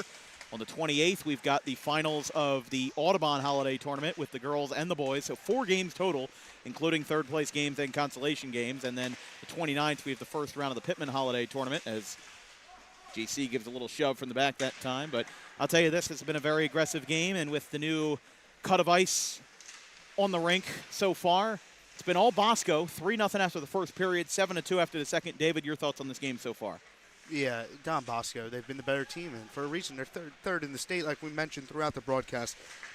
And they're playing some national teams as well. It's a good mix of in-state and out-of-state. Their speed, their size, they're a good hockey team. And offside. What I want to see out of Gloucester Catholic in this remaining 14 minutes here is don't let this game get too much out of hand. It's a 5-goal game right now. Try to keep it around there. Maybe try to get some more goals. And like you said, they have 11 days off. But their very next game is against this Don Bosco team again. So maybe try to keep your head up and have some momentum going into that next game. Don Bosco, as we mentioned, will play 3 games in the interim between their next meeting with Gloucester Catholic. Meanwhile, for GC, that is their next game. As we mentioned, they'll have the excuse me, I messed up the scheduling there. Their next game will be on the 20th, so on Saturday, versus Notre Dame of Connecticut. That is at Martyr Arena at Sacred Heart University. And then they will play at Sacred Heart again versus Boston College High on the 21st. They then play Bergen Catholic on the 23rd, and that will be at the Ice Vault in Ramsey. And then they go back to Gloucester Catholic for a 6:05 puck drop on the 28th. Bosco crashed the net. Geyser was able to stand strong through it, as now Delaney on the right side for Bosco. GC was picking it up after a little while. It's 97. Rogan there, out of bounds. This broadcast is brought to you by the Dangerous Adrenaline Wrestling Gladiators, or Dog Pro Wrestling, New Jersey's premier pro wrestling organization with high-flying events and nonstop entertainment throughout the Garden State. For more information on future events and for booking, visit dawgprowrestling.com. Dog Pro Wrestling is looking for organized fundraisers, private events, corporate events, anything that may be suitable for high-flying entertainment with Dog Pro Wrestling. You can visit them today, dawgprowrestling.com, or their page on Facebook for more information on bookings. You can see that new cut of the ice doing well. Might see some wipeouts with how history has dictated these games, as this is going to be an offside warning, but GC was able to pick that one up. Went over to 33. Afanzel Kislik had the first goal of the game for the Rams, and now he's got 3 Bosco defenders outmanning him, trapping him in the corner, defends it out, brought it back out to 13, Preston Farrow. And trying to dig that one out was number 21, Gomez. This one is deflected way up and headed towards the bar and grill. I will say, this is our 4th game here at Hollydale. Once you get used to this place, it is a pretty nice setup. The fact that we have Ethernet capabilities here, along with our power sources and everything. We have a nice press box space, a lot of space to work with, and the generosity of the GC hockey team as well, to cover their media day and be able to get some insight on this team. And I'll tell you this, when we did Gloucester Catholic's media day, we interviewed 6 players, and every single one of them said the game that they are most excited for is GC versus Prep on the 30th, and that will be their next home game that we cover. We will be covering all of their home games, but GC versus Prep is the next one, and those are the 2 teams that call this arena home in the NJSIAA. Another save right at the midsection of Geyser, and we'll pick everything back up with 12:14 to play in the 3rd. But Bosco up 7-2. Bosco's done almost everything right, but we've mentioned it like a broken record. There's a reason why they've done everything right, because they're the number 3 team in the state, for crying out loud. There is a reason why. And Gloucester Catholic just hasn't been able to take advantage of Bosco's few mistakes, which there have been a lot of offsides against Bosco. Bosco's had a lot of icings called. Well, how about that? Bosco had another man lose a glove, and that kind of turned everything upside down as GC was unable to take advantage of that mistake on that equipment malfunction as Geyser moves out of the box, able to make the save, sliding over to the right side. Now Pastor's up with it. Moving over to Bosco at center ice. Taking a wide turn is Murphy. Murphy takes it himself. No offside. Shot. 1-2 punch and a goal. Don Bosco up by 6 as the goal scored by J.P. Fortescue. And the Ironmen continue to add on. They scored 10 versus the Rams in their last meeting some 23 calendar months ago. And it's now 8-2, Don Bosco. It's something we haven't mentioned as much today, and you can disagree or agree with me. Of the teams we've seen so far, Princeton Day, St. Peter's Prep, and Bergen Catholic, Don Bosco, they pass the puck really well, and they swerve in and they deke a lot. And there's when people do these rankings, they're not just putting these teams up there for no reason. Don Bosco, right now, they could be the #1 team next time these two teams meet. Yeah, they very well could be. And, I mean, Del Barton's probably going to be a heavy favorite for number 1. And Bosco and Del Barton might be one of the best games that you have. Hold on here as there comes a shot. 3 chances. It went behind Annunziato. No goal. Spinning around to the center. The defenseman has it. Slap shot is blocked as the shot attempted by number 11, Elena Bernov. Bosco continues to get it out. But, yeah, the misdirection is there. You know, and again, you know, when myself or NJ.com do rankings. I mean, I don't do hockey rankings for anything because, again, this isn't my game. Basketball, football, and baseball are my main 3 sports. And when I do rankings specifically for baseball, yes, their style of play comes in mind. How much you beat an opponent by comes in mind. It is much more than just a deal of how much are you winning and how much are you losing. What are the teams that you're playing? Don Bosco plays nearly a national schedule, and even though out-of-state teams don't factor as much as you might expect, they do play a role. And Don Bosco's schedule propels them into high-level status. Their style of play propels them into that, and the results propel them into that. This is a team that feeds off of results, and we're seeing that tenfold here with the Ironmen this afternoon. Bosco back behind the blue line. They will clear it. Now out to the right side. Skating over to the center, a little bit of a bobble there, or that might have been completely designed. You were talking about the dekes, David, and that's exactly what they might have. As there comes another shot, Geyser saves it. Goes back behind for number 8, Peyton Murphy. Puck is loose, goes back out to Skull. Ironmen on the right side, still controlling the possession with already an early goal here. 10 minutes to play in regulation from Hollydale. As one-handed, trying to corral that one in is Kislik. Out to the right side now as he joins him at the blue line is Burinov. Can't get anything there. Bosco avoiding any chance of GC crashing the net as they shoot it parallel. No goal, no chance, no icing. A complete shift change for the Ironmen as GC will try to bring this one up. It gets blocked. Bosco with an open look. No defenders there. They miss wide right. Now another chance for Don Bosco as they get this one out on the left side. Moving this one in is number 20, Andrew Godzinski, the captain, and a near glove save for Annunziato, but they keep the play alive. Again, Bosco, the more time that they can wind down, the more, the quicker they can get out of here, the quicker they can have their hour-and-a-half drive back up to Ramsey as here comes the Rams trying to drive here, but they do backpedal. They'll move this one back out, trying to create some space in the offensive zone. On the right side. Ooh, that might have been an offside there, but they don't call it. Gets another shove almost into the glass that time for Leo McCullough, as now moving back around behind the GC net. Bosco has it again, number 13, Preston Farrow. He's got 2 goals tonight for Bosco in the high-scoring affair. Now moving in.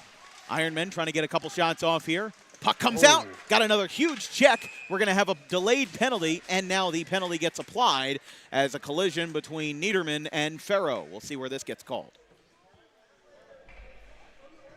I think Farrow considering he's the one that's pleading his case to the referee, he's going to be the one going in the box full of a power play for Gloucester Catholic. Not that it means too much at this point in the game, but that's just how it is.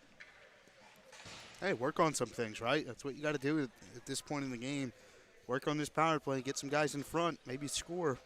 Yeah, if you think about it in the sense of these two teams, yes, Don Bosco is very good, and Gloucester Catholic still having to work on some stuff 1-4 in the season. But they play in different predicaments. Don Bosco in North Jersey prep brackets, Gloucester Catholic in South Jersey non-public brackets. There's just, oh, that one's a slap shot. Didn't get anything on that one. As again, a 2-minute power play will bring us to about 6:30 when we go back to full strength for the Rams.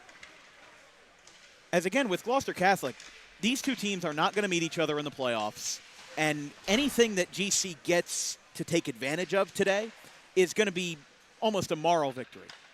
They lost to Don Bosco 10-0 when these two teams last played in 2024. And then Gloucester Catholic beat them, or before that, Gloucester Catholic beat them 8-3 in 2022. But 2022 was so long ago that these rosters have entirely turned over on both sides. And that's why head-to-head history can only go so far depending on where you are. You know, it comes down to how have these two teams played against each other lately. You know, what have you done for me lately? Right side, slap shot on the power play. Net got disjointed by Don Bosco's own man, number 4, Kyle Delaney. He'll readjust, and we'll rack them back up with 7:34 to play.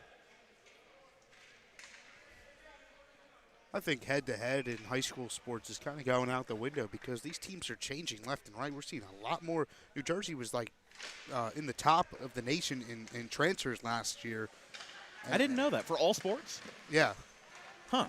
I'm pretty sure Varsity Aces on Twitter, who the North Jersey folks, yeah. They cover the NJSIAA meetings up in Robbinsville, and during one of them, I'm pretty sure Colleen McGuire, who runs the NJSIAA, said that New Jersey was in top for transfers across all sports. You know, that's interesting, and it also doesn't surprise me because of the sheer amount of high schools that we do have in such a small amount of space. Players can transfer without having to sacrifice too much in terms of travel. You know, we've seen some transfers in baseball. Like, for example, I'll just give a really random example, Will Howell in the non-public scene. He went from Holy Cross to Paul Sixth. Well, Holy Cross and Paul Sixth are only about 20 minutes away from each other, and in that stretch, there's probably about 20 or 30 different high schools that he could have gone to. That one deflected up off the top of the boards, off the bench, as Gloucester Catholic continuing to move. Slap shot, and that one hit the net out of bounds. But, yeah, I think you make a good point. Transferring is something that is a lot more accepted now. Players are willing to accept the 30-day, I think it's 30-day wait into a season for you to be eligible to play. Williamstown basketball, we'll see them in early January. They're 0-2 right now with 2 pretty bad losses, but their transfers aren't eligible yet. So the 4 players that they have, the high school sports are starting to look like college now, where players are unafraid to move teams, and it's a matter of, you know, promoting your individual brand as a player as opposed to sticking loyal to your hometown or your home school. It's out to the left side. Well, like you said, it's more acceptable, but it's also easier because all these most public schools now are called choice schools. Right. And not to mention charter schools. Yeah. And you just pay tuition to go. Now, do I agree with it? That's up for discussion at a later point. But that'll be a South Jersey starting 9 discussion next time we pick up an episode. After we go off the air, we'll have to coordinate that with the baseball season getting ready to go around the corner. But right now, basketball and hockey side is now another offside. That was one thing that I would like to see Gloucester Catholic improve on in this game is the offsides. So we're going to have a late whistle. I think this is going to be a penalty on Bosco. Sure, maybe. No penalty on Bosco. Just kind of an odd situation. There was a Bosco and a GC player that were kind of jawing at each other, but there was no, like, physical gesture or anything. That whistle came in super late, though, and it didn't seem like anything came of it. GC wins the face-off, moves over the middle, has to go through the referee in the way. Now it goes back out to 23, Ryan Murphy, after a couple passes back and forth with Murphy and Zayas.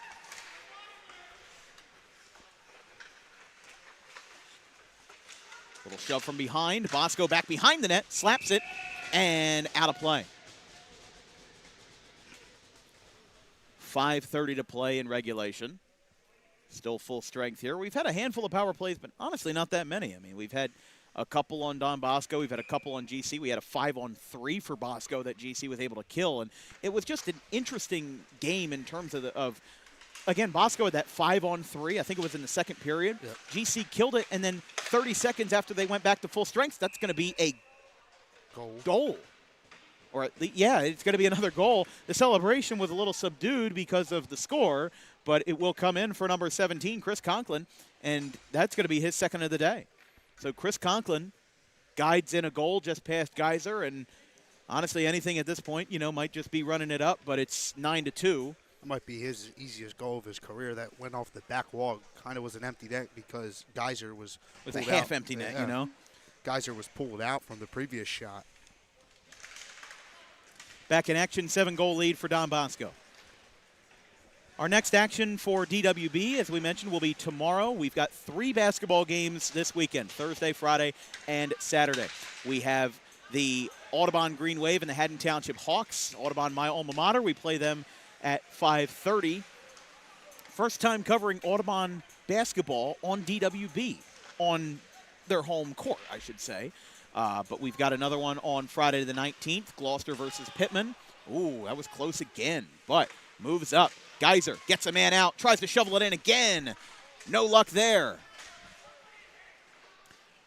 But Gloucester and Pittman, 7 o'clock start on Friday the 19th. And then we've got a BCSL Colonial Valley crossover on Saturday. Allentown versus Delran on Saturday the 20th at 12:30. Bosco, right side. Shot. Puck is loose, comes out after a handful of shots came in from McCullough and actually Foy and Farrow, who was going to look for the hat trick there. Gloucester Catholic able to get it off to the right side towards the Zamboni window. Bosco deflects it with Delaney. Back to center ice for Pastor. Has some space. Lets it go. Charging it is J.P. Fortescue. And out of play. I have a whistle here. And with 3:44 to play, we'll read off one more ad read. This broadcast is brought to you by Gray Fox Sports, premier sports photography right in your backyard. Visit grayfoxsports.net for bookings and Gray Fox Sports at Gray Fox Sports on Instagram for some of his best work. He's a fantastic sports photographer, Michael Taylor. Sad to see him go in January, although we're happy for him. He's going to play, he's going to be in track and field with Bloomsburg University over in Pennsylvania. He's an RCSJ grad and was a national champion in shot put. Or excuse me, the hammer throw. A whistle previously was for a trip, so the Rams are back on the power play. 2 minutes on that power play. That will bring us to about a minute and a half. GC wanting to make sure that they keep that power play short because they want to score. But 3.5 minutes to play. Another check right in front of the bench. Bosco looking to get a shorthanded goal. No, it's off the right post. Oh, so close for Don Bosco. That would have been the second goal for Jack Ashton. Or actually, no, that would have been his first. Now GC bringing this one up. Burns stops, deflects it to Kislet. Now back over to the center. Buranov. Back to Burns. Back to Pastor. Pastor takes a shot. Deflected up. Looked like that hit off of Annunziato on the upper half of his body. Burns falls. We've got a delayed penalty coming. They clear it. And we're going to have another tripping penalty on Don Bosco.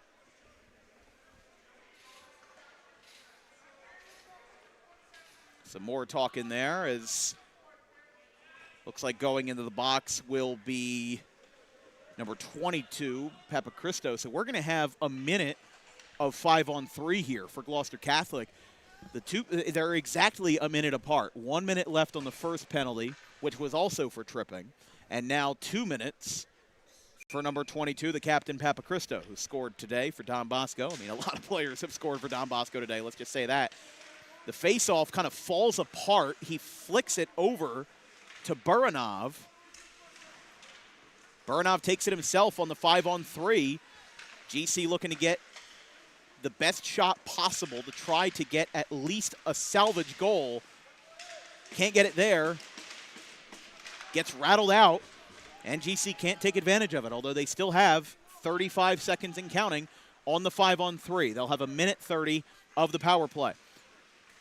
But still, you want to score when you've got 5-on-3. You want to take advantage of this. No excuses not to. That one is deflected up. Just couldn't get anything there. Off the net. Out of play with 2:03. I just wish we saw more of this in the first period when this game was a little closer for Gloucester Catholic. More shots on goal. Like I mentioned earlier, they were making a couple extra passes. Shoot at the net, maybe get a rebound. Don Bosco 9-2 over Gloucester Catholic. They'll improve to 4-1 on the year. Here comes the Rams up the right side. Didn't get anything there. Burnov, left side. 5 seconds on the 5-on-3 before Bosco can get a fourth man out. Now we're back down to a standard power play. Gets checked into the window. Another check. It's Pastor to Kisling. 90 seconds in regulation. Slap shot, crashing the net, sends a man down on his rear. Now here come the Ironmen, shorthanded. Right side, deflected up off the glass. Geyser has to get it, deflects it with his stick. Low velocity on that one, and Burnov has it. Now back over to Burnov. Left side, no offside. Gloucester Catholic has been good with keeping their players onside today, and that's one of their biggest wins that they've had. Again, you know, this is a game where you kind of have to think of the best opportunities to talk about what has been good for both teams. These are high school sports, and our job is to talk about what has gone right for these teams, at least in some capacity, you know, up to a certain point. What GC's done well, they have stayed resilient in this game. I don't see a lack of effort from these two teams. And Bosco, again, it's different predicaments. And as we go back onto full strength, can't get anything there. A power play kill right at the end, and both teams now have a 5-on-3 kill. GC had one in the second period. Bosco now gets one in slop time in the third. No goal. Saved by Annunziato. Shot by DeTurk. 23 seconds remaining. I just want to go back to a point you made. They're not Gloucester Catholic's not giving up, and that's where I want to give their props to. This season, they've been down at points. Bergen Catholic, 3-0 loss. Princeton Day, that was just a rough game. That was a heartbreaker to open up the year. Just a rough game, but they are playing till that clock hits triple zeros, and that's what I like in high school sports. I always like when teams don't give up, even in the face of massive adversity. And when you're playing a Don Bosco team, you know, these Gloucester Catholic players know that some of these players are going to go on to do great things. I mean, there are several Don Bosco players in the NHL right now. Some of these guys might have a chance to make a career professionally. And as the clock hits zero, we get a late hit, and Don Bosco will cruise to a 9-2 regulation win over the Gloucester Catholic Rams. There were a lot of words exchanged during this game, and with Gloucester Catholic falling to 1-4, this is one of the few losses that they can't really blame themselves on that much when you're playing a team as good as Don Bosco. Number 3 in the state, according to NJ.com, a 7-goal win. It was consistent from start to finish for both teams, or for Don Bosco. 3 goals in the first, 4 goals in the second, and 2 goals in the third. David, your picks for player of the game? It's a good question. I think it's got to go to the goaltender for St. Peter's. There were a couple guys. They scored 9 goals. The offense was really good. But Gloucester Catholic, they got some shots on goal. But the goaltender for Don Bosco, number 1. Annunziato. Yeah, Annunziato, he was solid. He stuck in there really well, even when he was battle-tested. And even though Gloucester... Oh, wait. Sorry, I didn't mean to interrupt you there. Had a little bit of discussion. Yeah, the referees are telling everybody to clear the ice. There's a little bit of back and forth. Yeah, Bosco. Oh. Sorry about that language. Our mics picked that one up. But 9-2 the final. Yeah, I think Bosco's player of the game to me goes to Preston Farrow. 2 goals, even though they were some of the most important goals of the game, he also had a good defensive stand, and I think that was something that was going to be something to watch for Bosco. He's somebody that's going to be very important to watch. So still, look at this. GC, that's Cole Pastor out there. He's having words with the entire Don Bosco team. And again, this is just a frustration coming to play here. A 7-goal game. Everybody is upset. Bosco, of course, doesn't like how GC's talking to them. GC doesn't like how Bosco's talking to them. And they're just, the referees are still on the ice. The game's over. The game's over. Everybody's got to get off the ice here to avoid something bad from happening, because once the whistle hits 0, you can put yourself in very bad territory here. And Bosco's still talking to him. You see that linesman is holding up Bosco and allowing them to get into the locker room without any issue here, because Bosco is just cramming that door. So a little bit of extracurriculars after this game is over. That referee physically put his hands up to block Bosco from getting out of the ice until they cleared GC off. So no love lost between these two teams, to say the least. I could go off on a whole rant, but just let your game talk. Exactly. Yeah. I mean, I don't think that, just with all due respect to Bosco, I wouldn't listen to that noise. I mean, listen, Gloucester Catholic, they're a team that they beat by 10 in 2024. They're a team that they just beat by 7. It's, if you want to stand up morally in that way, you just don't. I don't think it's a good look to talk in their face like that. What's there to talk about? Game's over. Yeah, the game is over. That's how it is. And GC lost. Don Bosco won. Don Bosco played a fantastic game, but you just got to think about the sense that there is a lot of time left in this season, and even though there's a physical victory on the ice, you have to have a moral victory as well. And there's just a lot of things that went right today for Don Bosco and a lot of things that went wrong for Gloucester Catholic. But getting back on track, now that all of those extracurriculars are over, I would give my player of the game to Preston Farrow. Yep. He did a great job offensively and defensively. Both sides of the ice did a great job of taking a lot of shots away, and really, again, Annunziato did a great job in goal for the Ironmen, but I would also say that he didn't get a lot of shots until the second period. Correct. And I think he stood tall in that regard, but at the same time, I don't want to give my player of the game to the goalkeeper every single day. I think that Farrow was the best offensive player for Don Bosco. There's a lot of guys we could have given it to. When you score 9 goals in a game, there's a million different players that we could have given it to, but Farrow with 2 goals. Listen, Don Bosco's got a very tough road ahead. I don't know too much about the teams that they'll be playing at Sacred Heart this weekend, but anytime when you're playing a team out of state, there's a lot of different implications on the line, and I'm excited to see how they'll do with that.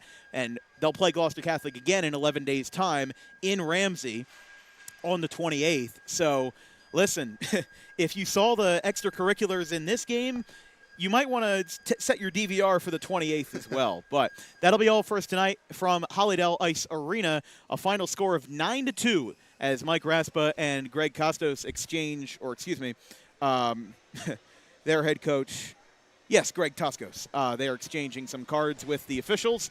And the last men off the ice are the coaches and the referees. From our entire crew, our social media coordinator, Haley Mejia, our graphics crew, Gavin Vanderell, Caleb Lane, and Carson Rosso, along with our newest gentleman, Fisher Gianotti, my producer, Emmett Canary, my color commentator, David Cohen of Rowan University. I'm Dan Wilkins. We will see you tomorrow back in my hometown. It's the Haddon Township Hawks and the Audubon Green Wave in South Jersey Group 1 boys basketball. Should be a really gritty matchup tomorrow from the John Kling